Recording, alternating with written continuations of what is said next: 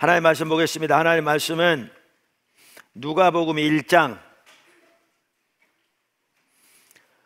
7절부터 14절까지 읽겠습니다. 어제 저녁에 성탄 전야 예배 때 제가 읽었던 동일한 성경입니다. 첫 아들을 낳아 강보로 싸서 구유에 뉘었으니, 여기 구유는요 이렇게 말 같은 게 밥 먹는 밥통을 말합니다. 이렇게 밥통. 강보는 보자기를 말하고요. 뉘었으니 이는 여관에 있을 곳이 없음이로라. 그 지역의 목자들이 밤에 밖에서 자기 양떼를 지키더니 주의 사자가 곁에 서고 주의 영광이 그들을 둘러 비침에 크게 무서워하는지라. 천사가 이르되 무서워하지 말라 보라, 내가 온 백성에게 미칠 큰 기쁨의 좋은 소식을 너희에게 전하노라. 오늘 다윗의 동네에 너희를 위하여 구주가 나셨으니 곧 그리스도 주시니라. 너희가 가서 강보에 쌓여 구유에 누인 아기를 보리니 이것이 너희에게 표적이라 하더니, 호련히 수많은 천군이 그 천사들과 함께 하나님을 찬송하여 이르되, 지극히 높은 곳에서는 하나님께 영광이요 땅에서는 하나님이 기뻐하신 사람들 중에 평화로도 아니라. 아멘. 오늘은 성탄절입니다. 우리 예수님이 이 땅에 오신 것을 기념하는 복된 날이고요. 그 성탄의 축복이, 기쁨이, 은혜가 여러분 모든 가정에 충만하게 넘치기를 예수 이름으로 축복합니다. 근데 목사로서는요 제일 어려운 설교 중에 하나가 절기설교입니다. 포도나무 교회가 올해 28년 됐는데 성탄절 28번 맞았을 거잖아요. 그럼 성탄이라는 주제를 두고 설교를 28번 해야 되는 거잖아요. 네. 그리고 또 어려운 게 뭐냐면 여기 어린아이부터 어른까지 다 있습니다. 그래서 이런 회중들을 대상으로 설교한다는 게 쉽지 않습니다. 예. 얘기인즉슨 기도가 필요하다, 그 얘기입니다. 그런데 오늘 저는 이 시간 이렇게 성경 공부하는 식으로 하나씩 좀 살펴봤으면 좋겠습니다. 오늘 본문에 보면 그 성탄의 귀한 복된 소식이 나오는데, 이거를 이 의미를 이해하려면 우리가 뒤로부터 시작하는 게 중요합니다. 저 뒤로 가서 뒤로부터 시작하는 게 중요합니다. 여러분, 예수님에 관한 성경적인 기록이 신약성경 복음서잖아요. 마태, 마가, 누가, 요한, 예수님에 관한 기록이거든요. 근데 그 복음서를 보면요 뒤에서부터 쓰여진 것 같아요. 혹시 그런 거 보셨어요?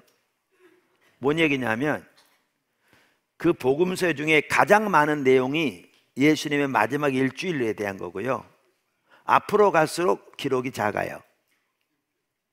그러니까 뒤에서부터 쓰여진 것 같아요. 왜 그러냐면 초대교회가 예수님을 끝에서부터 알았기 때문에 그래요. 올바로. 저는 그렇게 믿고요, 많은 학자들도 그렇게 믿어요. 다시 말해서 예수님의 부활이 예수님을 올바로 알게 된 가장 핵심적인 단초를 제공했고요, 그 사건을 토대로 과거를 본 거예요. 그리고 과거의 기록들을 이렇게 이해하게 된 거죠. 그래서 복음서는 마치 거꾸로 쓰여진 것 같아요, 내용을 보면. 그래서 오늘 저도 설교를 그렇게 해보려고 합니다. 거꾸로. 초대교회가 예수님을 이해했듯이 그렇게 하려고 합니다. 오늘 사건을 보다 잘 이해하기 위해서 그래서 성경 공부가 필요합니다. 첫째, 예수님의 부활이 가장 핵심적인 사건이었습니다. 예수님의 부활이 가장 핵심적인 사건이었습니다. 예수님이 오셔서 놀라운 표적과 기사를 행하셨습니다. 그리고 또한 예수님의 가르침은 참으로 놀라운 능력이 있었습니다. 그래서 많은 사람들이 놀랐습니다. 성경에 보면. 그래서 수많은 무리들이 예수님을 따랐습니다. 그들은 예수님이 그들이 기다리던 메시아일 거라고 생각했습니다. 예수님을 특별히 가까이 따랐던 예수님의 12사도들과 같은 제자들은 더욱더 그렇게 확신했을 겁니다. 그런데 예수님이 십자가에 못 박혀 돌아가 버리셨습니다. 모든 것이 끝난 거죠.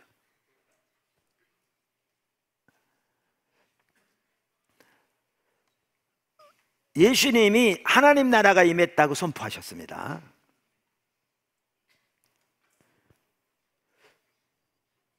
그 당시 사람들이 이해하던 하나님 나라는 정치적인 군사적인 나라였습니다.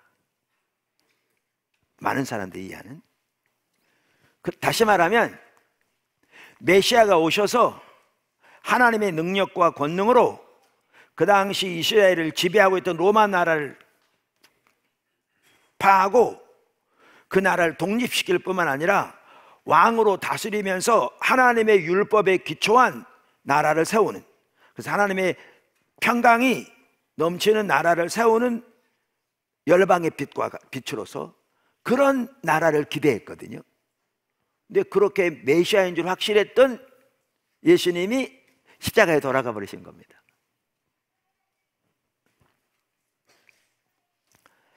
특별히 성경에 보면요, 구약 성경에 보면 신명기 21장 23절 같은 경우에는 나무에 달려 죽는 것은 하나님의 저주를 받은 표시라고 기록되어 있거든요. 그러니까 성경은 아니지만 그 당시 역사를 볼 수 있는 외경 같은 데도 그런 내용이 나오고요. 그런 이해를 가지고 있는데 성경에 기초해서 자기들이 메시아라고 생각했던 예수님이 십자가에 못 박혀 돌아가시니까 완전한 오늘날만 멘붕, 좌절, 이게 뭐야? 종교 지도자들은 그걸 가지고 더욱더 강력하게 그는 전혀 메시아가 아니야. 그는 하나님의 저주를 받은 자야. 그런 자들을 따르는 너희가 얼마나 어리석냐? 이렇게 말하니까 다 흩어졌습니다. 일부 예수님의 제자들은 다락방 같은 데 숨어서 무서워 벌벌 떨고 있었습니다. 혹시 잡혀서 같은 처형을 받을까 봐. 그런 상황이었습니다.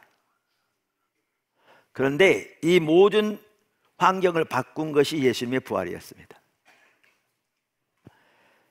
예수님이 부활하셔서 여러 차례 제자들을 찾아가셔서 자신이 부활하셨다는 사실을 그들에게 분명하게 확신시켜 주셨습니다. 그러니까 예수님 십자가 전에도 돌아가시고 부활하실 것을 몇 차례 제자들에게 말씀하셨습니다. 근데 제자들은 그 말을 전혀 못 알아들었습니다. 왜냐하면 죽은 자가 어떻게 부활하느냐부터 시작해서, 그리고 그 당시 개념에 죽은 사람이 부활한다는 개념을 가지고 있지 않았습니다. 조금만 더 살펴볼 텐데요, 유대인들은 죽은 자의 부활을 믿었습니다. 구약 성경이 말하고 있거든요.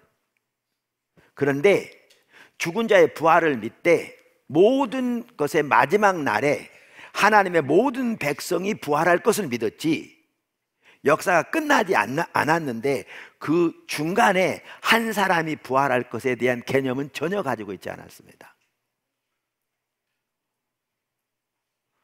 그러니까 예수님이 돌아가시고 부활하신다고 그래도 그 말을 전혀 못 알아들은 거죠. 성경에 전혀 못 알아들었다고 돼 있잖아요. 못 알아들었습니다. 그러한 그 흩어져 있는 자들에게 예수님께서 부활하셔서 반복적으로 나타나심으로써 처음에는 두려워하고 의심하는 자도 많았지만 반복적으로 나타나셔서 확실한 증거를 보여주심으로 그들이 다시 일어나게 된 겁니다.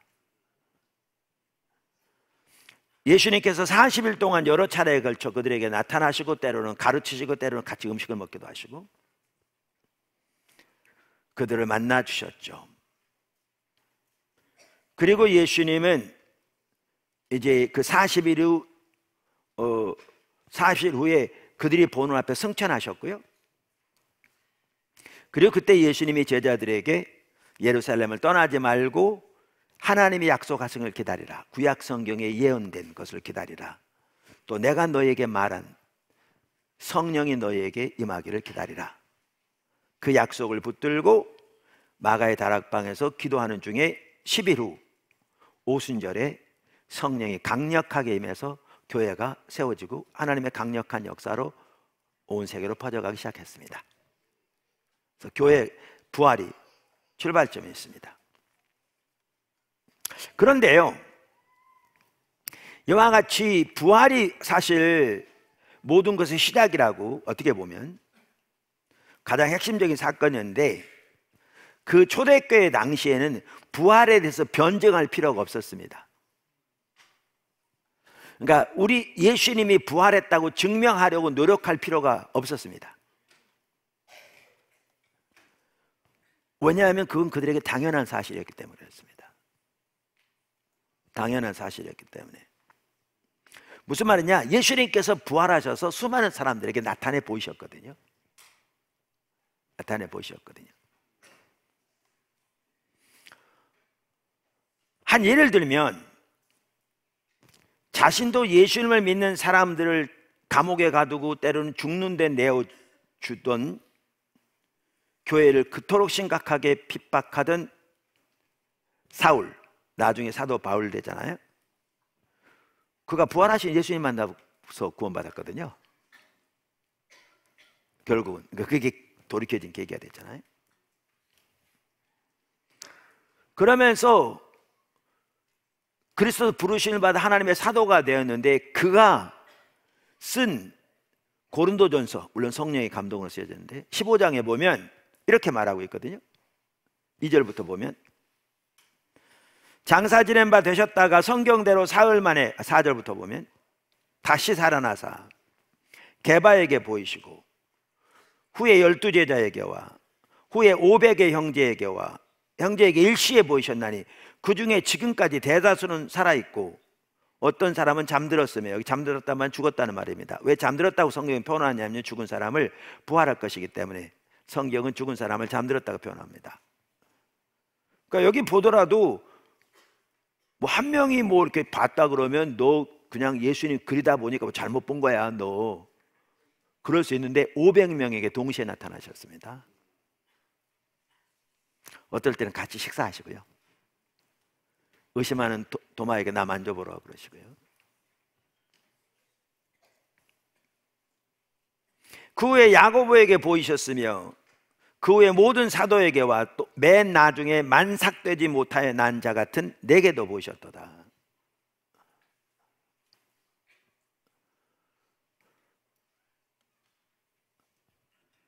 그러면서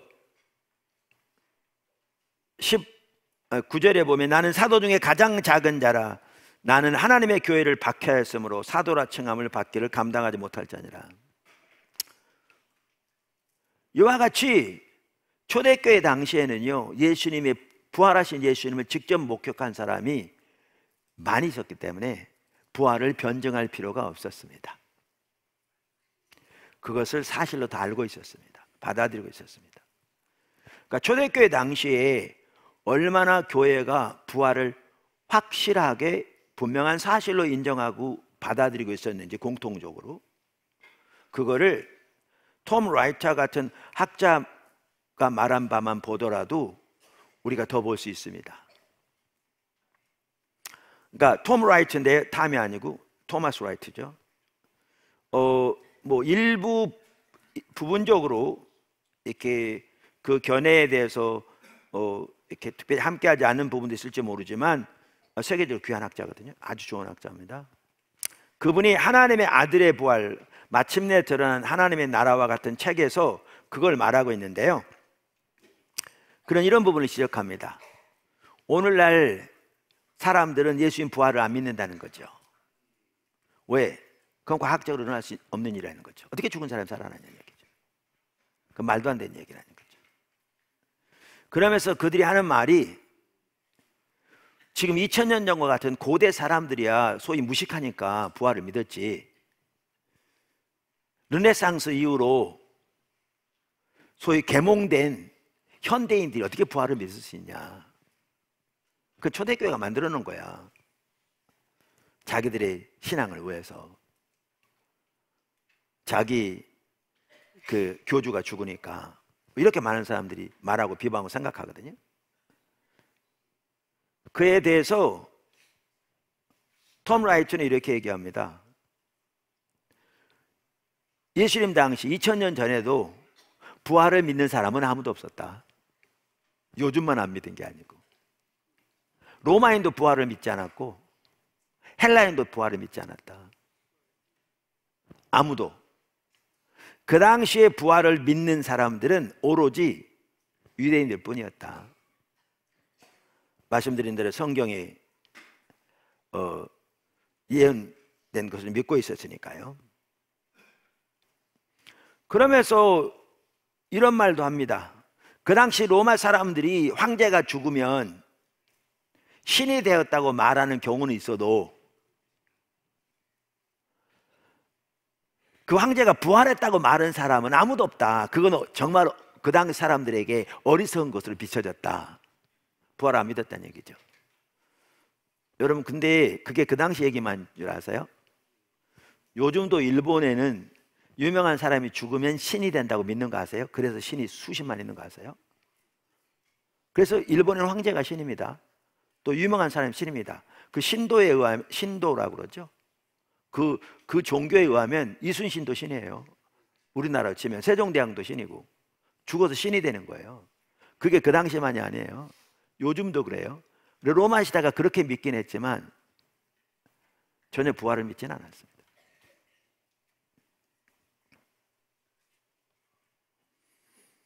말씀드린 대로 그 당시 예수님, 이제 그 당시 죽은 사람의 부활을 믿는 경우는 유대인들 뿐이었는데, 유대인들의 경우에도 세상 맨 끝에 모든 하나님의 백성이 부활할 것을 믿었지 역사 중간에 한 사람이 부활할 것은 아무도 생각지도 못했다라는 것이죠. 그러면서 그는 이렇게 얘기합니다. 그러니까 그 당시 유대인들이 죽은 자의 부활에서 믿는 바가 이렇게 쭉 있었는데, 성경과 전통에 기초해서 신약 성경에서 부활에 대해서 말하고 있는 이 부분이 유대인들이 믿는 것과 7가지 면에서 차이가 있다는 거예요. 다르다는 거예요. 7가지 면에서. 이 신약 교회가, 초대교회가 믿었던 부활에 대한 이해가. 그러면서 그 7가지는 예수님의 부활의 증거로서 매우 강력한 증거라는 거예요. 제가 그 7가지 살펴보려고 하지 않아요? 과거에 살펴봤는지 모르겠어요. 제가 그 중에 2가지만 언급하려고 그러는데 요걸 언급하려고 그러는 거예요. 그 7가지 중에 2가지가 뭐냐 하면, 초대교회에서는 부활이 주변에서 중심으로 옮겨졌다는 거예요. 무슨 말이냐면, 유대교회에서는 죽은 자의 부활이 있을 것은 믿었지만 그들의 신앙의 핵심적인 내용이 아니고 저 주변적인 내용이었는데, 신약 성경에 보면 바울의 서신서를 보군, 사도 요한에 쓰여진 복음서나 서신서를 보군, 신약 성경을 보군, 부활이 중심에 있다는 거예요. 부활이. 그래서 예수님의 탄생 이야기를 빼버리면 마태복음의 2장과 누가복음 2장 정도를 잃어버릴 정도인데, 신약 성경에서 부활을 빼버리면 신약 성경 전체를 잃어버릴 뿐만 아니라 2세기 교부들의 저작 거의 대부분을 잃어버린다는 거죠. 무슨 얘기냐? 초대교회는 성경뿐만 아니라 교부들의 이 작품까지 그 전체 핵심이 부활이었다는 거예요. 근본적인 변화가 일어납니다. 변화가. 또 하나는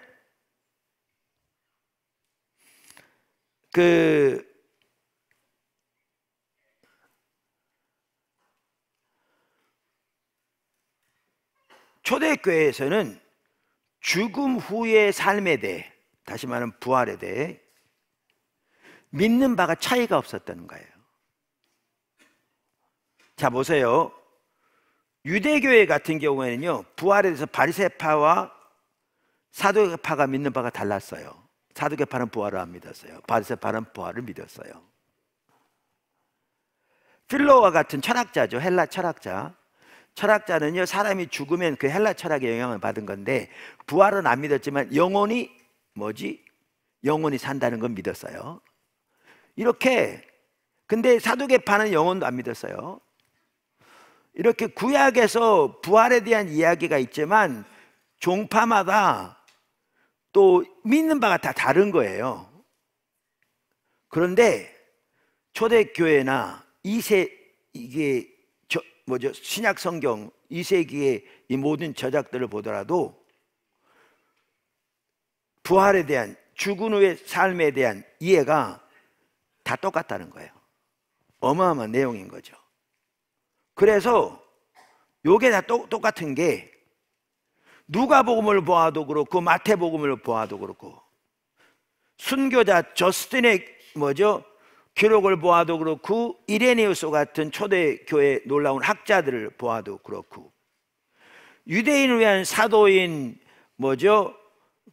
베드로의 보아도 그렇고, 이방인을 위한 사도인 바울의 통한 서신들을 보아도 그렇고, 유대교회도 그렇고 이방인 교회도 그렇고 초대교부들도 그렇고 지역적으로 이스라엘 내 교회들도 그렇고 멀리 떨어진 로마 교회들도 그렇고 공통적으로 이해가 다 똑같았다는 거예요. 이건 역사적으로 어마어마한 내용이라는 얘기죠. 역사적인 관점에서 이 모든 것들을 설명해 줄 수 있는 단 하나의 것은 예수님의 부활밖에는 설명할 길이 없는 거죠. 근데 제가 이걸 언급한 이유는 뭐냐 하면, 그만큼 초대교회는 그것이 예루살렘에 있건 로마에 있건 어디에 있건 1세기에건 2세기건 전체적으로 예수님의 부활에 대한 분명한 확신을 가지고 있었어요. 조금도 틀림이 없이 전체가. 그러니까 초대교회 당시에는 부활에서 변증할 필요가 없었어요. 예수님이 부활했다고 변증할 필요가 없었다니까요. 그들은 모두가 다 전체적으로 분명한 확신을 가지고 있었기 때문에.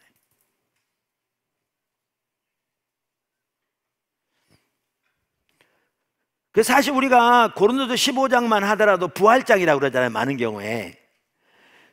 근데 고린도서 15장만 하더라도 예수님의 부활에 대해서 쓴 책이 아니에요. 여러분 다시 가서 읽어보세요. 아시지만 고린도서 15장이 왜 쓰여지게 됐냐면요, 일부 고린도 교인들이 죽으면 끝이야, 그냥 살아있는 동안에 즐기고 살아, 오늘날 많은 사람들이 그런 것처럼 그저 살아있을 동안에 개쎄라 쎄라 살아, 즐기고.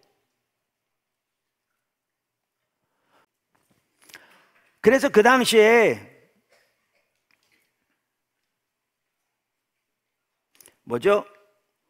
그렇게 믿는 사람도 있어서 사도 바울이 고린도서 15장을 쓴 게 왜 썼냐면, 예수님의 부활을 근거로 이처럼 믿는 자가 부활할 거야, 그렇게 쓴 게 15장이에요. 내용을 자세히 보세요. 예수님 부활에 대한 장이 아니에요. 예수님 부활을 근거로 믿는 자의 부활을 다루는 장이에요. 그러면서 15장 마지막 절 그 전체에 대한 결론을 이렇게 말하는 거잖아요. 그러므로 내 사랑하는 형제들아, 견실하며 흔들리지 말고 항상 주의 일에 더욱 힘쓰는 자들을 따라, 이는 너희 수고가 주 안에서 헛되지 않은 줄 알미라. 너희가 이 땅에 하는 모든 그 주님 안에서 하나님을 위해 성령님들 따라 한 수고가 결코 헛되지 않는다. 그날에 남아있을 거라, 그 말입니다. 자, 그런데 오늘날에는 부활에 대한 변증이 필요하죠. 2000년이 지났으니까요. 예수님 부활을 본 사람이 없잖아요. 그때처럼 부활하신 주님을 만나서 확신한 수많은 사람들이 살아있는 게 아니잖아요. 2000년이 지나서. 그러면서 오늘날 아까도 말한 대로 사람들이 그게 과학적으로 어떻게 가능하냐, 죽은 자가 부활한 것이. 그때 사람들은 무식하기 때문에 믿었지. 아까 근데 그 말 사실이 아니라고요?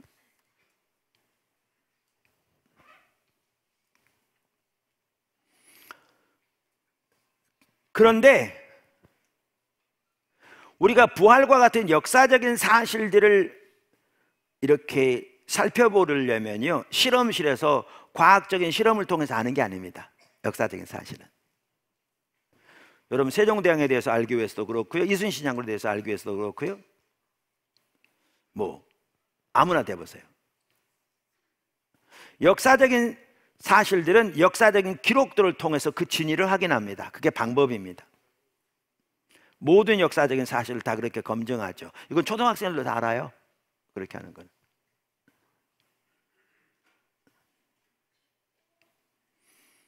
자, 그런데 먼저 신약 성경이 믿을 만한 역사적인 자료들인 것은 알고 계시죠? 우리가 가지고 있는 신약 성경이 역사적으로 믿을 만한 자료인 건 알고 계시죠?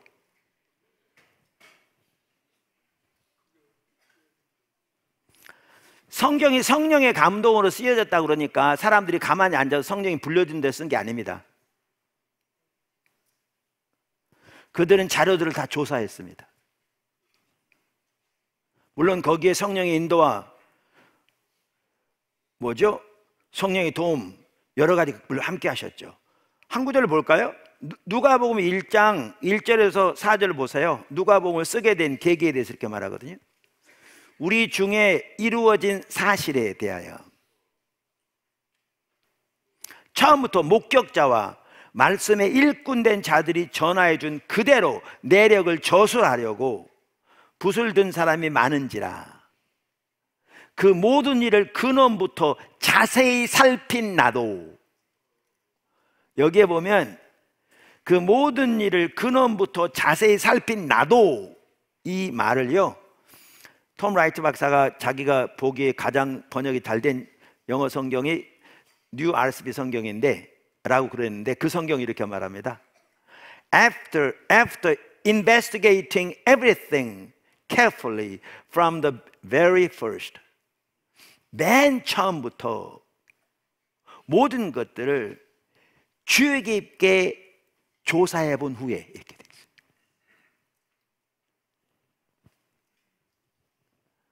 나도 데오빌로 각하에게 차례로 써 보내는 것이 좋은 줄 알았노니 이는 각하도 알고 있는 바를 더 확실하게 하려 함이로소이다.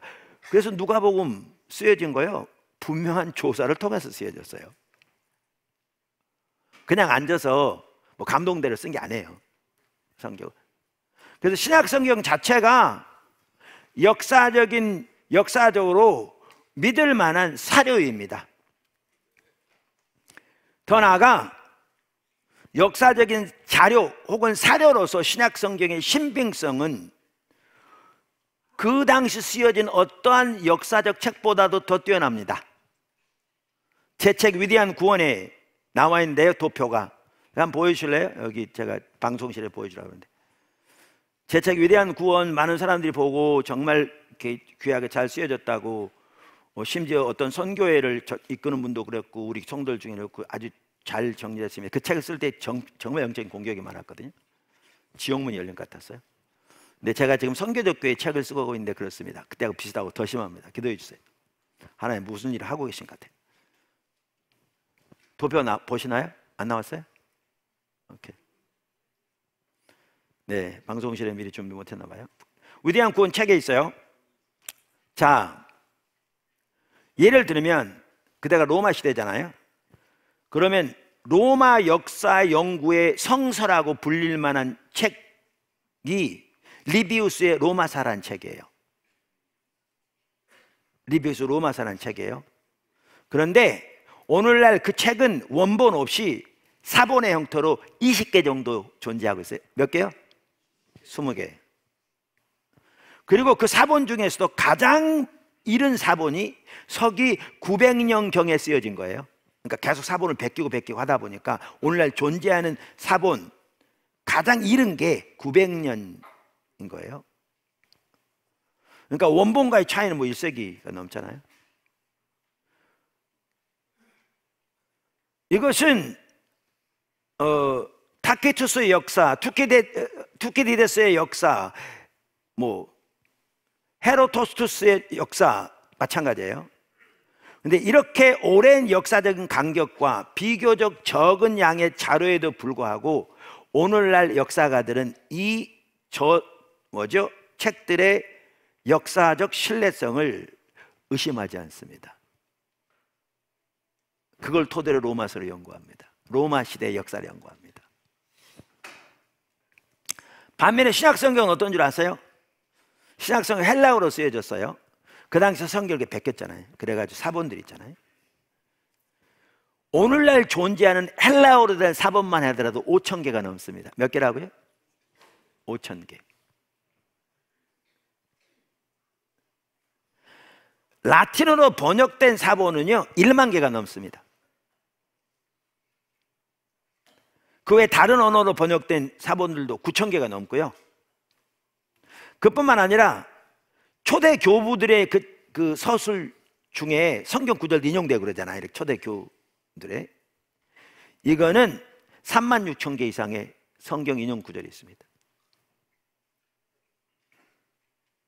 바로 그 초대교회 당시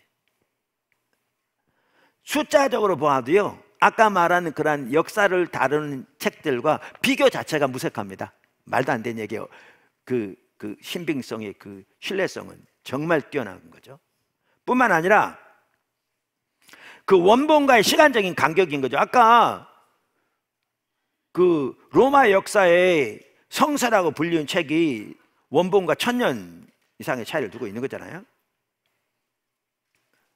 자, 그런데 신약 성경은 어떠냐?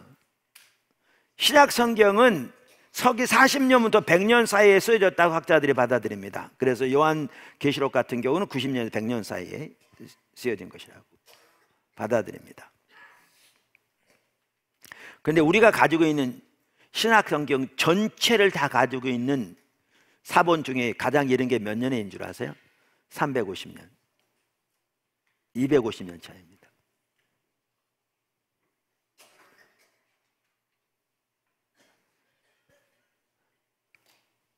뿐만 아니라 요한복음 일부가 담겨있는 사본은요 서기 125년에 쓰여진 사본도 가지고 있습니다. 이와 같이 이러한 걸 볼 때 역사적으로 원본과 사본 사이의 시간적인 간격은 거의 무시할 정도입니다.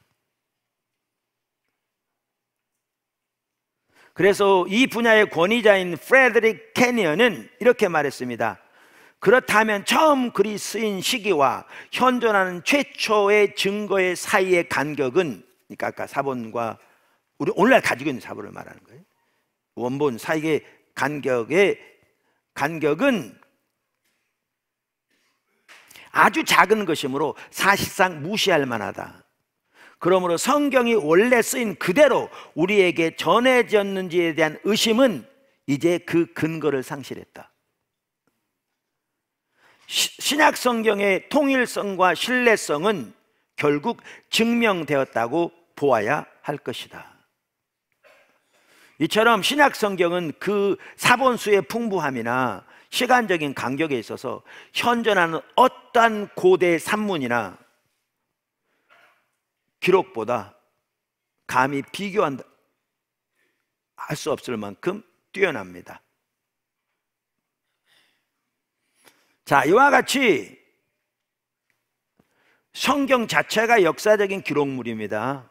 한편으로 성령의 감동으로 쓰여졌는데요.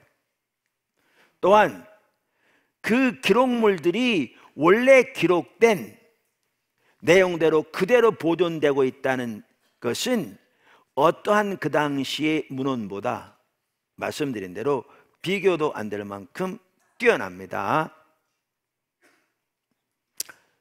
그걸 염두에 두고 그 복음서에 예수님에 관한 예수님의 부활에 대한 기록들을 보면 예수님의 부활이 역사적인 사실이라는 것을 증명하는 핵심적인 내용이 있다고 톰 라이트는 말합니다. 복음서의 내용들을 보면 예수님의 기록에 대한. 그래서 네 가지를 듭니다. 네 가지를. 팀 켈러 목사님도 부활을 입다라는 책, 아주 뛰어난 책이라고 여러분 소개했잖아요. 거기에서 그 네 가지 똑같이 인용하거든요. 톰 라이트의 그 네 가지가 이겁니다. 제가 주일날 과거에 설교한 적이 있습니다. 몇 번. 하나는 제 책 성교적교 1권에 나와 있습니다. 하나는 예수님의 부활에 대한 성경적인 예언을 전혀 기록하지 않고 있다는 거죠. 무슨 말이냐면요, 복음서의 저자들은 예수님의 일거수일투족이 구약에 예언된 성경대로 성취됐다는 걸 강조하고 있습니다.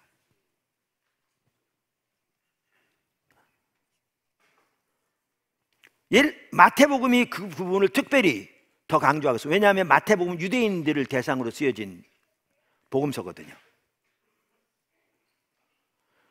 그래서 예수님이 성경에 예언된 메시아인 것을 여러 가지 사건들이 증명한다는 것을 계속 말하고 있죠. 이렇게 증거하고 있죠. 그래서 마태복음 같은 한 예를 들면 예수님이 예루살렘에 올라가실 때 나귀를 타고 올라가셨잖아요. 그게 뭘 의미하느냐? 그건 그 당시 사람들 다 아는 역사적인 사실입니다. 근데 그건 뭘 의미하느냐? 예수님이야말로 스가랴서 9장 9절에 겸손의 왕으로 오실 메시아인 걸 증명하는 사건이라 그렇게 말합니다. 성경에 그렇게 예언되어 있거든요. 스가랴서.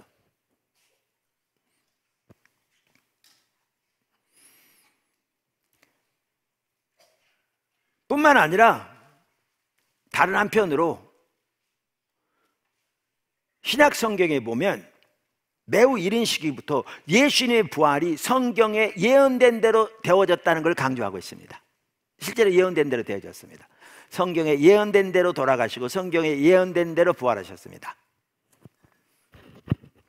아까 읽었는데 다시 한번 보실래요? 여기 잘 따라오고 계세요? 네. 우리 학생들은 더 잘 따라올 거예요. 이 정도는 기본이죠. 이거 이해 못하면 학생이 아니지. 중학생들도 어렵지 않을 것 같아요. 제가 보기에는. 초등학생들은 모르겠어요. 조금. 근데 초등학생들도 4, 6학년은 전혀 어렵지 않을 거라고 생각해요. 제가 쉽게 하려고 작정하고 있거든요. 네. 잘 따라오고 계시죠? 이해하시죠? 네. 자, 고린도전서 15장 3절에 4절 한번 보실래요? 아까 읽었던 구절인데 내가 받은 것을 너희에게 전하였느니, 이게 보니까 사도 바울부터 복음이 시작된 게 아니에요. 그 이전부터 시작됐어요. 그러니까 사도 바울도 받은 걸 전한 거예요. 할렐루야. 사도 바울이 복음의 원조가 아니에요. 복음의 원조가 아니에요. 받은 걸 너희에게 전하였느니 이는 성경대로 그리스도께서 우리 죄를 위해 죽으시고 장사 지낸 바 되었다가 성경대로 사흘 만에 다시 살아나서. 그러니까 사도 바울 이전부터 초대교회는 복음의 핵심이 예수님의 죽음과 부활인데, 복음의 핵심이 초대교회는 예수님이 구약의 여기 성경은 구약 성경을 말하거든요. 구약의 예언된 대로 죽으시고, 예레미야 이사야서 53장 고난의 종으로 오실 메시아에 대한 예언, 성경의 예언대로 죽으시고, 그래서 오늘날도 유대인들은 이사야서 53장 가지고 예수님께 돌아옵니다. 오늘날도 많은 사람들이, 오늘날도 구약의 복음이라고 할 수 있을 만큼 예수님이 죽음과 부활이 예언되어 있습니다. 성경에. 모르셨나요? 요즘 성도들이 참 죄송합니다. 근데 약간 앞으로 가면 오늘날 일반적으로 성도들이 문제점 중에 하나가 뭐냐 하면 전혀 성경을 모른다는 겁니다. 교회 와서 그냥 감동적인 메시지만 몇 개 듣고 신앙생활 하는 게 3년, 4년, 5년, 10년, 20년 되다 보니까 완전히 그냥 성경에 떠나 있는 자기 식대로 신앙을 가지고 있는 거죠. 우리 한국 교회 지금. 그러니까 여기 보면 사도 바울이 고린도전서를 쓰기 이전부터 이 구절을 보면 초대교회는 복음의 핵심이 예수님의 죽음과 부활이었는데, 보시면 부활이었는데 그 사건들이 다 성경에 예언된 대로 되었다는 걸 강조하고 있다는 걸 볼 수 있다 그 말이죠.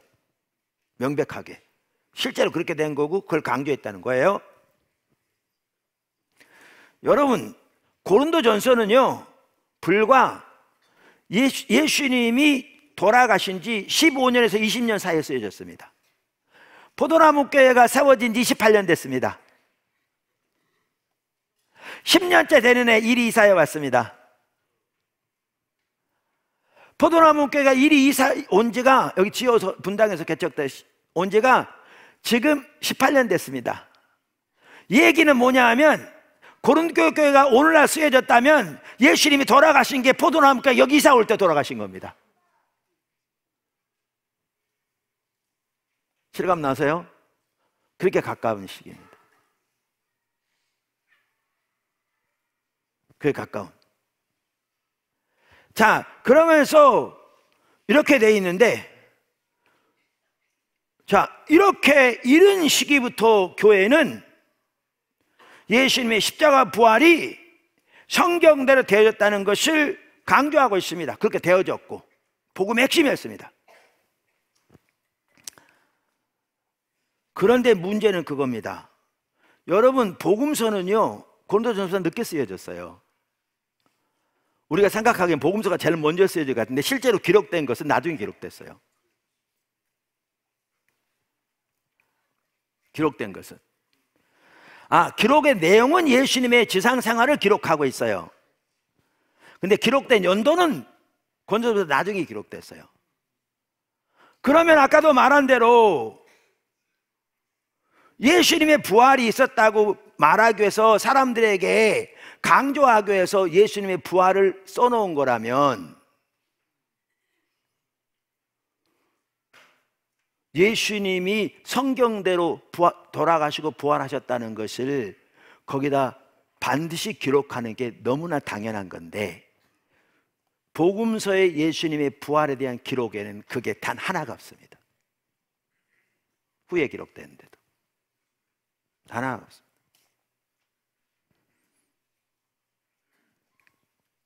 심지어 그토록 예수님의 모든 행적이 구약 성경에 예언된 대로 성취된 것이라는 것을 강조하는 마태복음에도 그 내용은 기록되어 있지 않습니다. 이게 뭘 의미하냐는 거죠. 뭘 의미하는, 이게 역사적으로 뭘 의미하냐는 겁니다. 역사적인 기록이기도 한데, 쓰여지되 일반 역사책으로 쓰여진 건 아니죠. 성경 말씀으로 쓰여져서 목적 자체가 다른데 동시에 역사적인 기록입니다. 성경은. 그래서 불경과 다릅니다. 사람들의 깨달음을 써놓은 게 아닙니다. 깨우침을 써놓은 게 아니라, 개인의 의견을 써놓은 게 아니라니까요. 성경은 뭘 의미하는가? 이것은 복음서에 나오는 예수님의 부활에 관한 증언들이 그 내용을 구약 성경에 비추어 살펴볼 시간조차도 없었던 아주 초기의 증언을 그대로 기록하고 있다고 밖에 볼 수 없는 겁니다.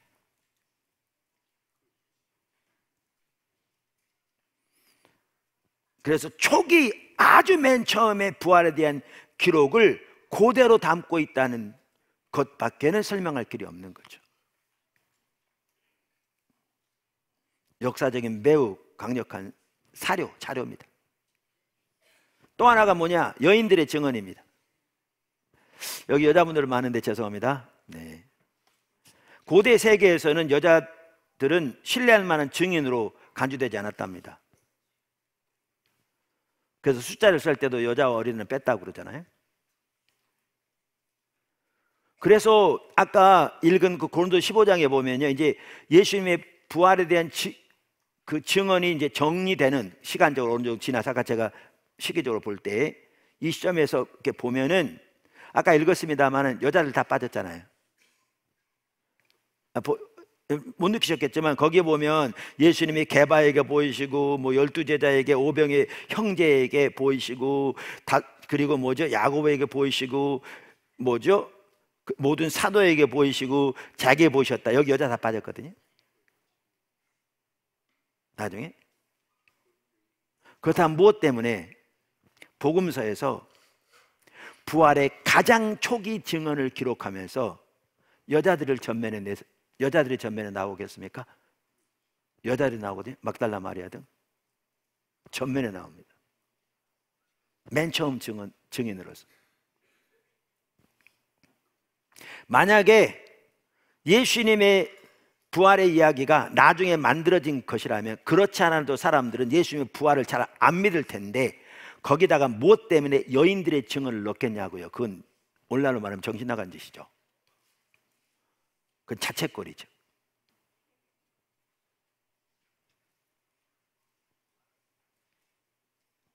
가당치도 않은 어리석은 일이었을 겁니다.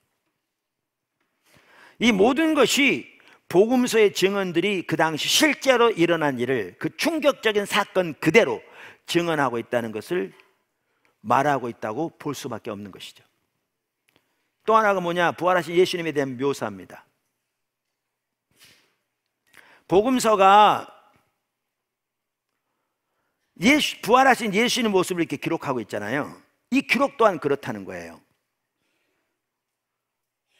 일부 부활을 부정하는 사람들 말대로, 오늘날 그 사람들의 말대로 예수님의 부활 이야기가 예수님의 제자들이 만든 것이라면, 예수님이 죽은 후에 혹은 내적으로 주관적으로 깨달음을 갖다 기록한 것이라면 아마 부활하신 예수님을 별처럼 빛나는 모습으로 묘사했을 겁니다. 요즘 그거 나오잖아요. 그 뭐 명화 같은데 이렇게 보면 예수님이 이렇게 별같이 막 빛나는, 그렇게 묘사했을 겁니다. 왜 그런 줄 아세요? 왜 그러냐면 다니엘서 12장에 보면 죽은 자가 부활할 것을 성경은 예언하고 있는데 그들이 별처럼 그렇게 빛나게 될 거라고 써 있어요. 그러니까 그들은 성경대로 부활했다고 강조하려고 하면 그 다니엘서 12장의 예언처럼 그렇게 별처럼 빛나게 그렸겠죠. 근데 여러분, 복음서가 기록하고 있는 부활하신 예수님의 모습은 전혀 그렇지 않았습니다. 어떨 때는 정원사로, 길을 가는 여행 동료로, 여행자로, 어떨 때는 정상적인 육체를 가진 분으로 나타났습니다. 부활하신 예수님은 예수님을 영으로 생각하고 두려워하는 제자들에게 살과 뼈가 영은 없는데 나는 있다라고 말씀하시고 심지어 만져보라고 하셨잖아요. 제자들과 식사도 같이 하셨습니다. 근데 또 놀라운 사실은요, 문이 닫혔는데 예수님 들어오셨습니다. 그러다 또 얘기 나누고 식사도 같이 하셨는데 또 나갔습니다. 문 닫혀 있는데.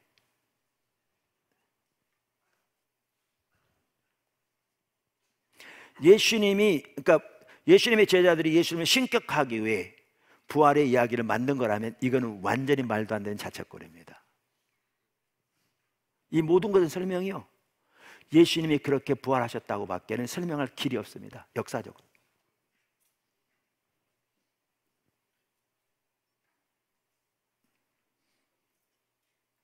그 다음에 네 번째는 그 이야기들이 결코 미래의 기독교적 희망에 대해서 언급하고자 하고 있다는 사실. 네, 이건 그냥 넘어가겠습니다. 시간 좀 줄이기 위해서.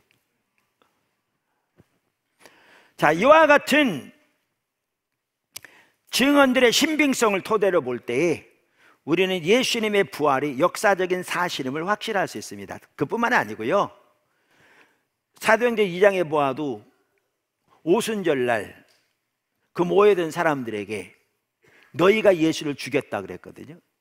예루살렘에서. 그게 뭔 얘기인지 아세요? 오순절이면 언제예요? 예수님이 돌아가신 지 50일째 되는 날이잖아요. 부활하신 지. 그럼 부활하시기 3일 전에 돌아가신 거잖아요. 그러니까 그 같은 지역에서 53일 전에, 지금부터 2달도 안 된 전에 예수님을 십자가에 못 박으라고 소리 질렀던 그들에게 베드로가 외치기를 너희가 죽인 그 예수를 하나님이 살리셨다 외쳤어요. 2달도 안 되는 그 지역에서 그 사람들에게. 그리고 그분이 부활하셔서 성령을 약속하셔서 보여주셨다. 그 말을 듣고 그들이 가슴을 치며 회개하고 돌아온 거 아세요? 3,000명이나. 초대교회가 전한 복음의 핵심은 예수님 십자가 부활입니다. 아까도 보았듯이. 그리고 그것을 부활하신 예수님이 보내신 성령의 능력으로 강력하게 뒷받침됨으로 교회는 전 세계로 퍼져나갔습니다.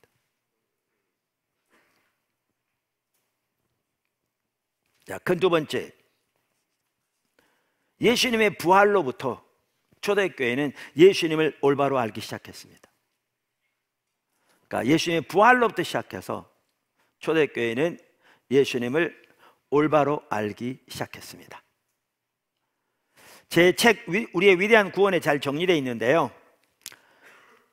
기독교의 기원, 그러니까 Christian origin, 이 말은 기독교가 어떻게 시작하게 되었는가라는 것을 역사적으로 다루는 그 분야인데요, 그 분야에서 매우 훌륭한 학자 중에 한 명이 독일 튜빙엔 대학의 마틴 행헬이라는 교수였어요. 사실 제가 그분 밑에서 박사학위를 하려고 마음 먹고 가서 만났고 독일까지 갔었는데 여러 가지 사정 때문에 다시 미국 돌아왔습니다만,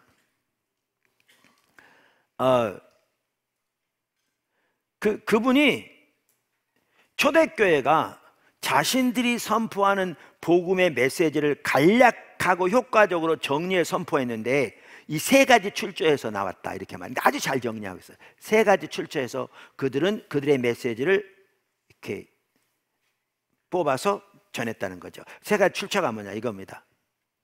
첫째, 현재 자신들이 경험하고 있는 부활하신 주님.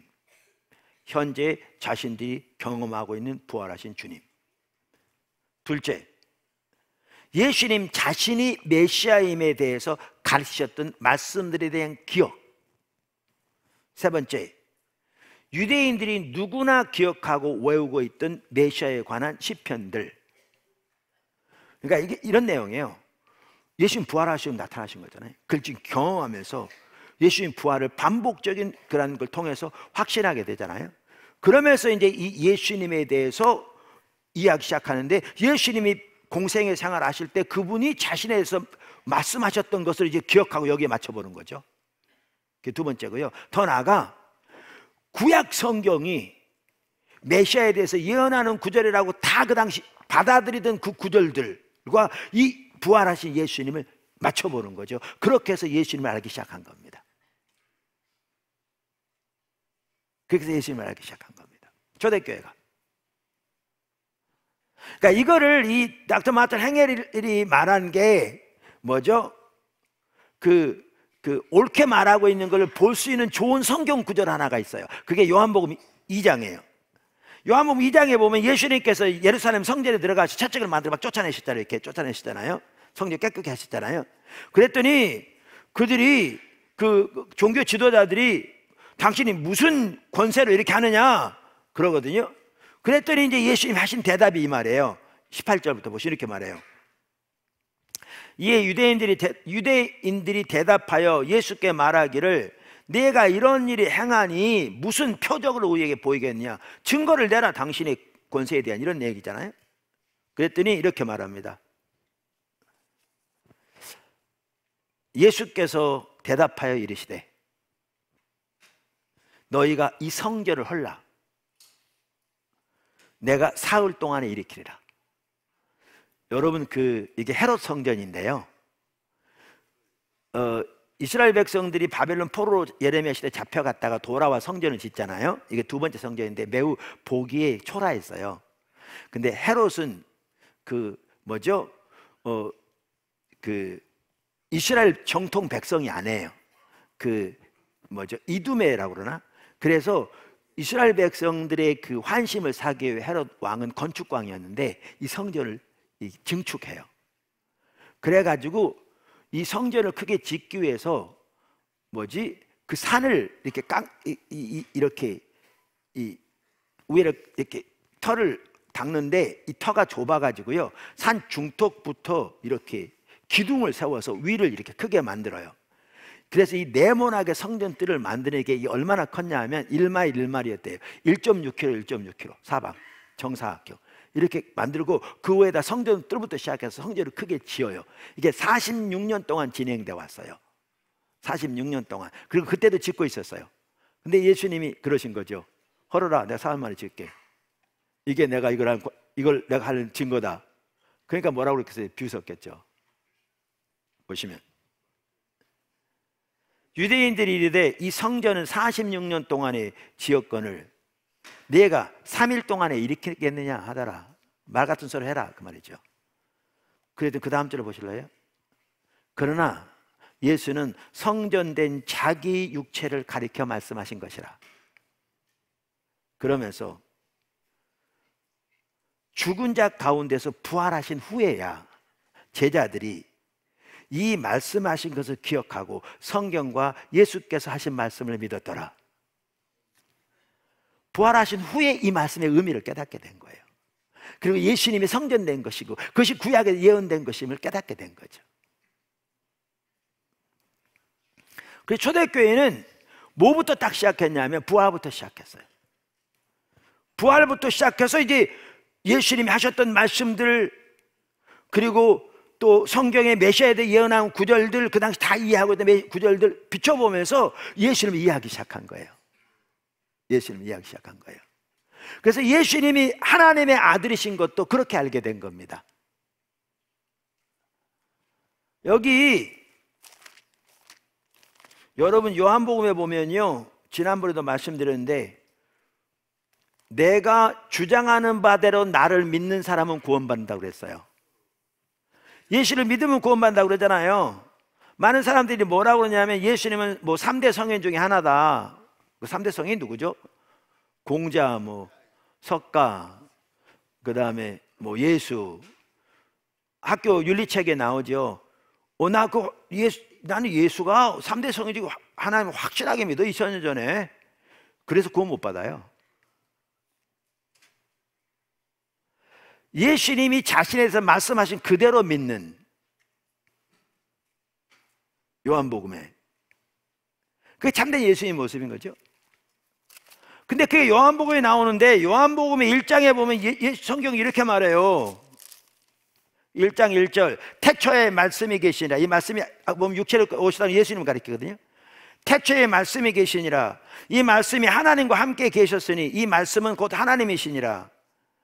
그가 태초에 하나님과 같이 함께 계셨고 만물이 그로 말미암아 지은 바 되었으니 지은 것이 하나도 그가 없이는 지은 것이 없느니라. 이걸 뭐라고 되어 있냐면요, 예수님이 하나님이시라는 거예요. 하나님과 함께 계셨고 하나님이신, 오늘날로 말하면 삼위일체 하나님. 그래서 이 세상 모든 만물이 예수님을 통해서 만들어진 것이 아니고는 단 하나가 만들어지지 않았다는 거예요. 모든 것을 예수님 통해서 만드셨다는 거예요, 하나님이. 이건 골로새 1장에도 나와요, 똑같이. 그럼 이걸 어떻게 알았죠? 초대교회가 이렇게 앉아있는데 기도하는데 감동해. 예수는 하나님의 아들이야. 요한 너 써. 예, 쓰겠습니다. 주님 말씀하십시오. 그래가지고 불러주는 거죠. 태초에 말씀이 계시니라.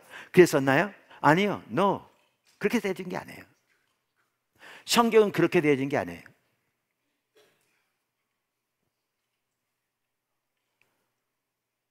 그렇게 되어진 게 아닙니다. 어떻게 알았냐고요, 이거를. 초대교회가 말씀드렸잖아요. 부활부터 시작한다. 돌아보는 거죠. 그래서 아까 최명인 교수가 말한 것처럼 바울의 예만 봐도 그래요. 사도 바울. 자, 바울 잘 아시죠? 원래 처음 이름은 사울인데 다소에서 매우 헌신된 유대인의 가정에 태어났어요. 바리새인의 가정에 태어난 겁니다. 어렸을 때부터 율법으로 철저하게 교육을 받았고요. 그 당시 우리의 랍비라고 불린 가장 훌륭한 5명의 랍비 중 한 사람인 가말리엘 문화에서 교육을 받은 사람이에요. 하나님에 대한 열정은 뛰어나서요, 그의 동료들보다 정말 뛰어났습니다. 그래서 그가 배운 대로 예수는 거짓 선지자라는 확신이 있었고요. 그래서 많은 사람들은 미혹함으로 자기 선배들을 그 십자가에 못 박혀 죽게 만들었는데, 그의 제자들이 죽은 사람이 부활했다는 거짓말을 퍼뜨려서 유대계에 큰 해를 가져온다고 생각해서 그는 그 예수를 믿는 사람을 이 땅에서 뿌리 뽑겠다고 나선 사람입니다.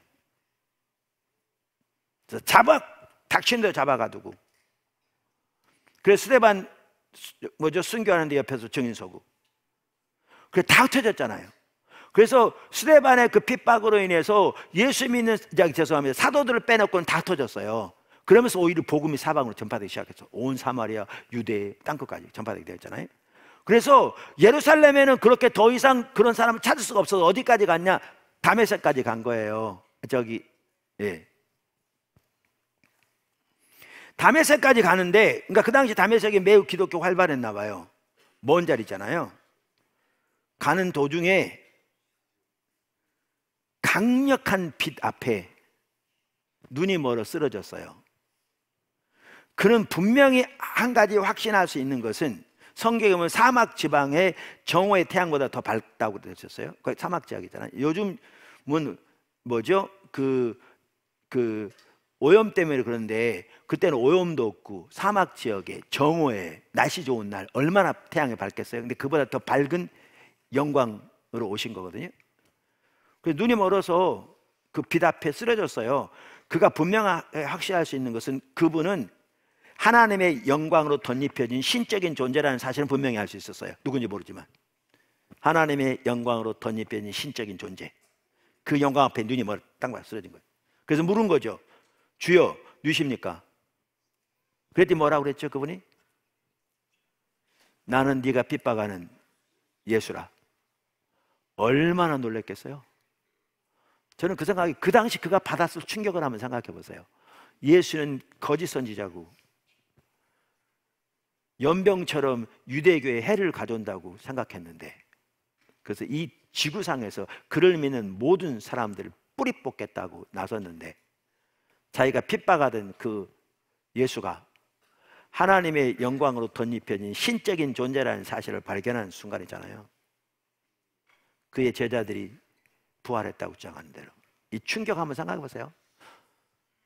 그가 금식하면서 그랬다는데 그 밥이 들어갔겠습니까?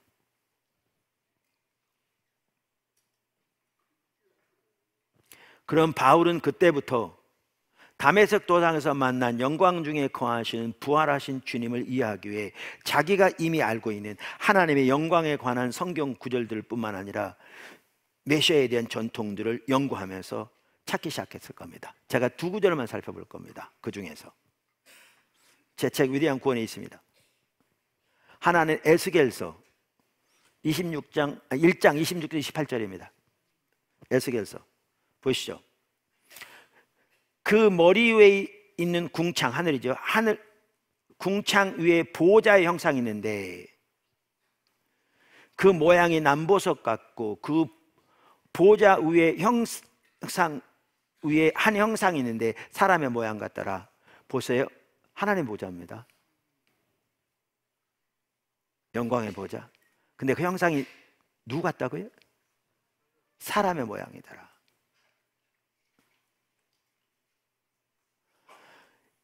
28절에 보면 그 사방 광채의 모양은 비 오는 날 구름에 있는 무지개 같으니 이는 여호와의 영광의 형상이요. 여호와의 영광의 형상이요. 내가 보고 엎드려 말씀하시는 이의 음성을 들으니라. 그러니까 하나님의 보좌에 앉은 형상이 사람의 모양이었죠. 그리고 그것을 여호와의 영광의 형상의 모양이라고 말하고 있는 거죠. 또 한 구절이 어디냐면요, 아주 중요한 구절입니다. 다니엘서 7장 13절 14절입니다. 다니엘서, 성경 공부 재밌죠? 네. 뒤로부터 시작해서 재밌어요. 아까 제가 그 얘기 하려고 그러는데 오늘 마치고 성탄절이고 하니까 맛있는 커피 마시기 원하시면 제 사무실에 제가 커피 해드리겠다고 그러려고요. 네, 사람들 많이 오면 길게는 못하겠지만 한 잔은 바로 만들어 드리겠다고. 여러 명이라도. 제 사무실에 마시는 커피 있거든요, 여러 개. 그렇게 하십시오. 자, 다니엘서 7장 13절 14절. 내가 또 밤 환상 중에 보니 인자 같으니, 어떤 같으니요? 인자. 여기 인자란 말은요, 인자하신 이런 뜻이 아니에요. 영어로 말하면 son of man, 사람의 아들을 그 말이에요. 사람의 아들 같은 이가 있으니 하늘 구름을 타고 와서 옛적부터 항상 계신 이에게. 자 보세요, 옛적부터 항상 계신 이가 누군지 아세요? The eternal I am. 그러니까 하나님을 출애굽기 3장에 보면 모세가 당신을 누구라고 말할까요? 저기 애굽의 장로들이 물으면, 그러니까 나는 스스로 있는 자라. I am who I am. I am what I am. 그래서 예수님께서 나는 뭐죠? 포도나무요 나는 목자라 이렇게 I am이라고 그랬잖아요. 그래서 스스로 계신 분. 근데 여기에 보면 영원 전부터 항상 계시란 분이란 말이 The eternal I am, 영원 전부터 항상 스스로 계신 하나님을 말하는 거예요. 이 말 의미가.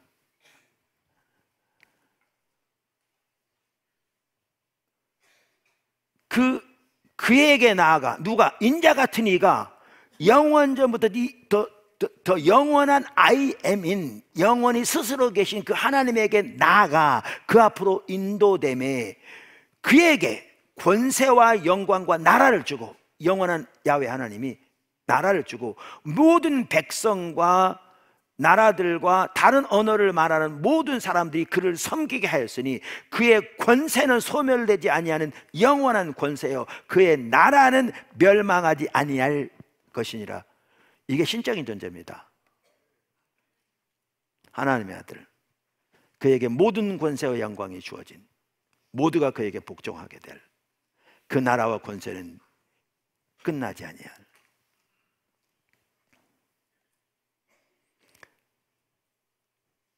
여러분, 예수님께서 이 땅에 오셨을 때 자신을 뭐라고 지칭한 줄 아세요? 반복적으로 자신을 지칭할 때 쓴 용어가 뭔지 아세요? 예수님이? 모르세요? 뭐예요? 인자라는 말이에요. 근데 우리말엔 인자라고 되어 있지만요, 원어 성경에 보면 그 앞에가 정관사가 붙어 있어요. 그 인자.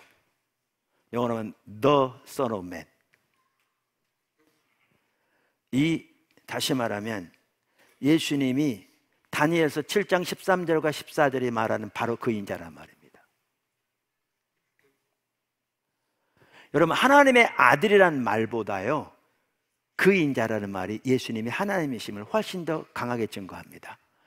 왜냐하면 하나님의 아들이란 말은 유대인들의 입장에서 보면 반드시 신적인 존재를 말하지 않을 수 있거든요.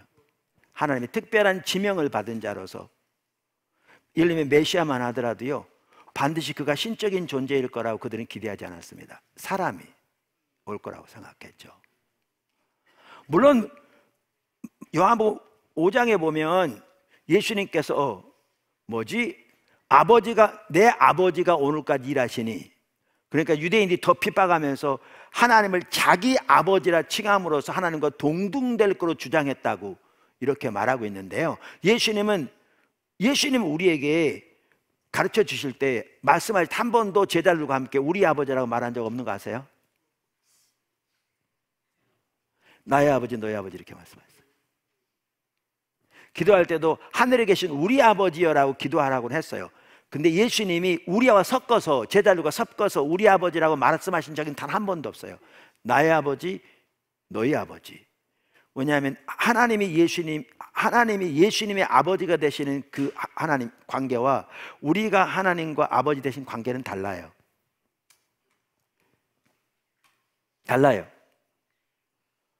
그래서 요한복음 5장 18절이 말하듯이 예수님이 하나님을 자신의 친아버지라고 칭함으로써 유대인들이 핍박하는 게 하나님과 동등됨을 주장했다고 핍박한 거잖아요. 그 의미의 아버지고요, 우리는 양자로서의 아버지인 거예요. 그러니까 급이 달라요, 쉽게 말하면. 예수님 안에서 하나님 우리 아버지시죠, 예수님 안에서. 그런데 이렇게 하나님의 아들이라는 단어는 반드시 신적인 존재를 말하는 건 아니었어요. 신약 성경에 나오는 하나님의 아들은 이제 이걸 포함하는 거죠. 예수님 부활 후에 이제 느끼게 된 거는. 그런데 그 인자라는 말은 어떤 말보다도 예수님이 바로 그 하나님의 아들임을 말하는 거예요. 다니엘서 7장 14절. 예수님이 자신을 그 인자라고 그러셨어요. 그러니까 아까도 말씀드린 대로 예수님 부활로부터 시작해서 예수님이 자신에 대해서 말씀하셨던 내용들, 가르치셨던 내용들, 그리고 성경이 메시아에 대해서 말하는 구절들을 비춰볼 때 예수님을 알게 된 거죠. 예수님이 하나님의 아들이신 걸 알게 된 겁니다. 더 나아가 예수님의 선제, 영원 전부터 영원히 계신 분도 마찬가지. 그건 제가 넘어갈게요. 뿐만 아니라 아까 예수님이 자신에 대해서 말씀하시던 구절들뿐만 아니라 그 당시 유대인들이 메시아에 대해서 말하는 구절이라고 확신하고 있는 구절들에 대해서 반추해 보면 그런다고 그랬잖아요. 그 대표적인 구절 중 하나가 어느 구절인 줄 아세요? 시편 110편입니다. 시편 110편 1절 제가 읽어볼까요? 잘 아시는 구절이에요. 1절. 제가 잘 따라오고 계시죠? 어렵지 않죠? 네, 잘 따라오고 계세요. 자, 보시죠. 여호와께서 내 주에게 말씀하시기를. 이거는 이 시편 110편 1절은요 그 당시 유대인들이 다 이게 메시아에 관한 예언이라고 다 동의하는 구절이에요. 이 구절. 자, 여호와께서, 여기 여호와는 뭐죠? 여호와 하나님을 가리켜요. 내 주에게, 여기 내 주는 누구를 가리켜요? 메시아를 가리켜요. 이 구절이 메시아예요. 주에게 말씀하시기를 내가 내 원수들로 내 발판이 되게 하기까지 너는 내 오른편에 앉아 있으라 하셨도다. 내 신약성경은 이걸 인용하면서 뭐라고 번역한 줄 아세요? 신약성경은 주께서 내 주에게 말씀하시기 이렇게 말해요. 여호와라는 말을. 사실 여호와라는 말을 신약성경으로 번역할 때 퀴리오스라는 단어를 쓴다니까. 주라는 단어를. 주께서 내 주에게.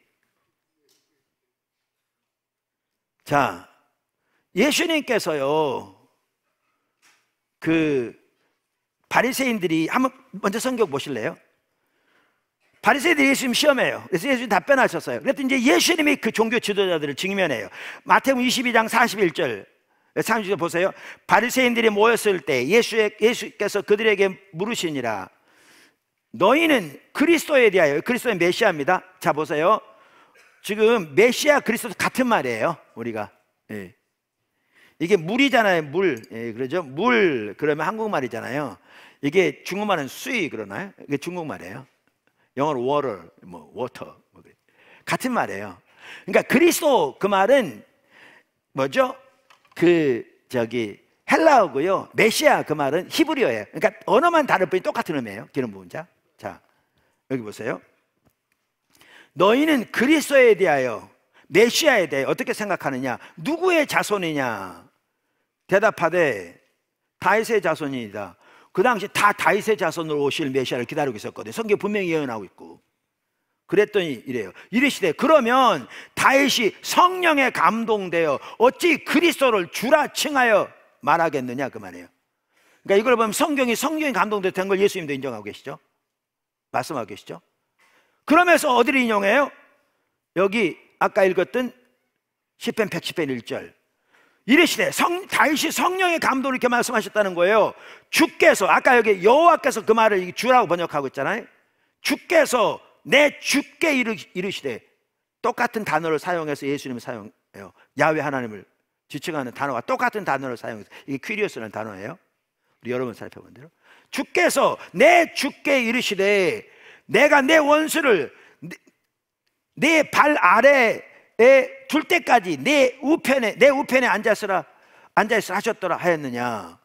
다윗이 그리스도를 주라, 다시 말하면 다윗이 그리스도를 하나님이라 칭하셨은즉, 하나님과 동등됨으로 취하셨을즉, 동일한 단어를 가지고 야훼 하나님을 말하고 그리스도 메시아를 지칭해서 말하였은즉 어떻게 그의 자손이 되겠느냐.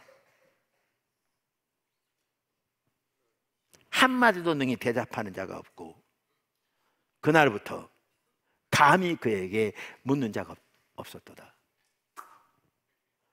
보세요. 부활부터 시작했어요. 부활부터 시작해서 예수님이 자신에 대해서 말씀하셨던 것들, 그걸에 대한 기억하고 있는 것들, 그리고 성경이 메시아에 대해서 뭐라고 말씀하고 있는 것에 대해서를 반추하기 시작하면서 예수님이 하나님의 아들이신 걸 알게 된 거죠. 그래서 요한복음 1장에 그렇게 말해요. 그거요 그냥 앉아있는데 써라 그래 쓴 게 아니에요. 그게 아닙니다.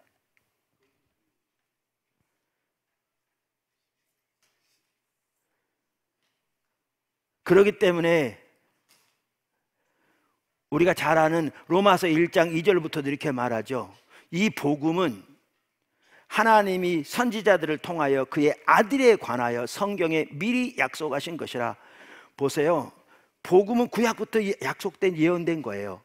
근데 하나님이 선지자들을 통해서 예언하신 거죠, 구약 성경에. 그러면서 그의 아들에 관하여는, 이제 이 아들은 우리가 아는 의미의 그 아들인 거죠. 이 성경이 지금 말하는 바는 하나님의 아들. 그 아들에 관하여 말하면 육신으로는 다윗의 혈통에서 나셨고, 성결의 영, 성령으로는 죽은 자 가운데서 부활하사 능력으로 하나님의 아들로 선포되셨으니 곧 우리 주 예수 그리스도라. 이 말은요, 예수님이 부활해서 비로소 하나님의 아들이 되셨다는 얘기가 아니에요. 처음부터 하나님의 아들이셨어요. 오셨고, 그렇게 말씀하셨고, 그렇게 죽으셨고, 십자가에서 그렇게 부활하셨죠. 근데 부활하심으로 강력하게 선포되셨다는 거죠. 지금까지 말한 대로.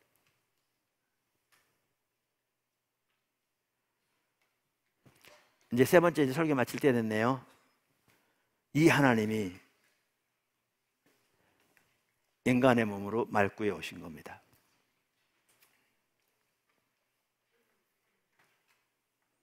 이 하나님이 오신 겁니다. 아까 읽은 본문 말씀, 이 하나님이 오신 겁니다. 여러분, 그걸 알아야 이 말의 무게를 알 수 있습니다.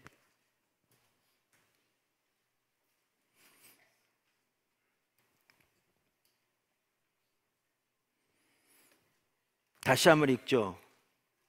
그때에 아구스토가 영을 내려 천하로 다 호적하라 했으니,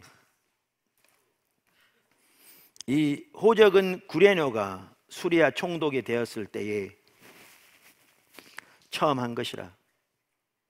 모든 사람이 호적하러 각각 고향으로 돌아갈새 요셉도 다윗의 집 족속이므로 갈릴리 나사렛 동네에서 유대로 향하여 베들레헴이라 하는 다윗의 동네로 그 약혼자 마리아와 함께 호적하러 올라가니 마리아가 이미 잉태하였더라.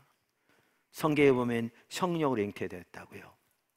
어떤 사람은 그럴 수 있어요. 어떻게 남녀 관계가 없는데 여자가 잉태하냐? 그거 만들어낸 거다. 신격화하기 위해서. 부활을 이해하시면요, 하나님을 아시면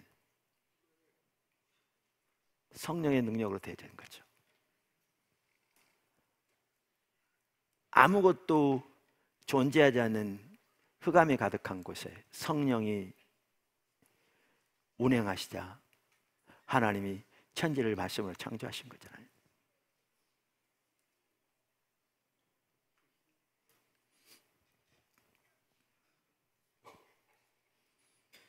거기 있을 그때에 해산할 날이 차서 첫 아들을 낳아 강보로 싸서 그 위에 누였으니 이는 여관에 있을 곳이 없음이러라. 하나님이 오셨는데, 자기 것에 돌아오셨는데,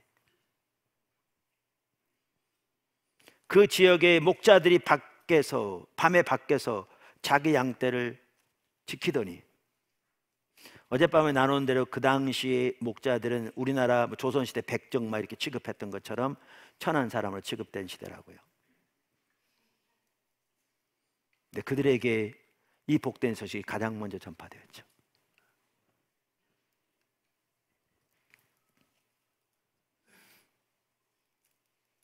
주의 사자가 곁에 서고 주의 영광이 그들을 두루 비침에 크게 무서워하는지라.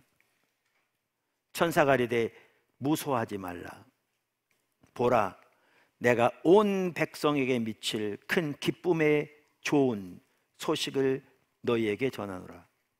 오늘 다윗의 동네에 너희를 위하여 구주가 나셨으니 곧 예수 그리스도 주시니라. 구주가 나셨으니 메시아 큐리오스, 하나님이시라, 주님이시라, 주인이시라. 너희가 가서 강보에 쌓여 구유에 뉘어 있는 아기를 보리니 이것이 너희에게 표적이니라. 이게 표적입니다. 로마 왕궁에 태어나도 로마 왕궁이 감당하지 못할 창조주시잖아요. 근데 그렇더라면 수많은 사람들이 보물을 싸가지고 왔을 텐데 영안에도 자리가 없어. 말 구유에 누이신 강보로 쌓인 그 메시아는 하나님께로 들은 사람만 그분의 신분을 알게 돼 있었습니다. 그리고 그분께 나와 경배하게 돼 있었습니다. 누구든지. 그래서 오늘날도 누구든지 마음을 열어 성령을 통해 진정한 예수님을 깨닫는 자는 그에게 나오게 되어 있습니다. 돈으로 되지 않습니다. 권세가 되지 않습니다. 그날에는 모든 권세가 그 앞에 무릎 꿇을 겁니다. 모든 부유한 자 다 무릎 꿇을 겁니다. 그리고 심판을 받을 겁니다.